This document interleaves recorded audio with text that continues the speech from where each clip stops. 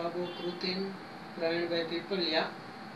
મેં અહીંયા DMIT report કરાવેલો, તેમાંથી મને ઘણું બધું જાણવા મળેલું કે તેમાં શું પ્લસ પોઈન્ટ હતા, શું માઇનસ પોઈન્ટ હતા.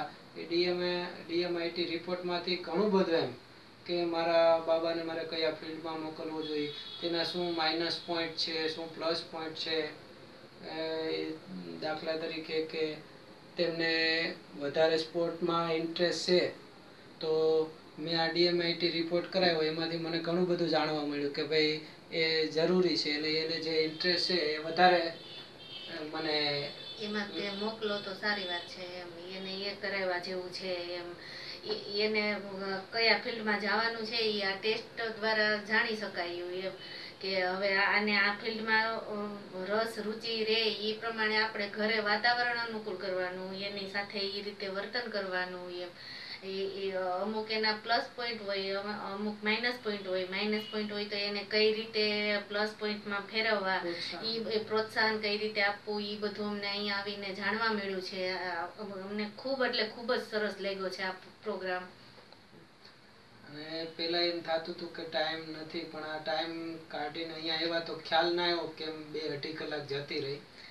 પેરેન્ટિંગ એટેન્ડ કર્યું ત્યારે એમાં પણ ખૂબ જ સરસ વાત જાણવા મળી કે આપણે બાળક સાથે કઈ કઈ ભૂલ કરીએ છીએ, એને કઈ કઈ રીતે ઘરમાં આપણે ખાલી બોલવાથી જ એને ઘંટડી વગાડીને સમજાવીએ તો એ ફટાફટ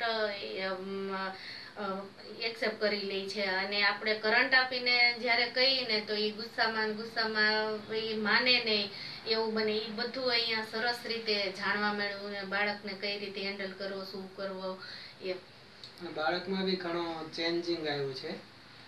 અને મેથ્સ એ ઘણું પાવરફુલ થઈ ગયું છે. એમ પેલા એને અતિશય કંટાળો આવતો, હવે ફટાફટ ફિંગરથી કરી લે છે. એમ હજી તો અમે મૂક્યો એને લગભગ તો બે મહિના જ થયા છે, પણ આમ ખૂબ જ સરસ એમ છે આ ક્લાસ તમારા. અને અમે ઘણાને રેફરન્સ બી આપેલો છે કે ભાઈ આમાં જોઈન્ટ થવા જેવું છે. હું જીવન ટ્વિન બંગલોઝમાં B11માં રહું છું. મેં મારી આજુબાજુમાં પ્લસ ઘણા બધાને રેફરન્સ બી આપેલો છે. અને મને બી બીજા દ્વારા રેફરન્સ મળેલો કે ના ના કરાવાય. મેં કરાવ્યું ત્યારે મને બી રિસ્પોન્સ સારો મળ્યો એવું મને ફીલ થાય છે. Okay, thank you.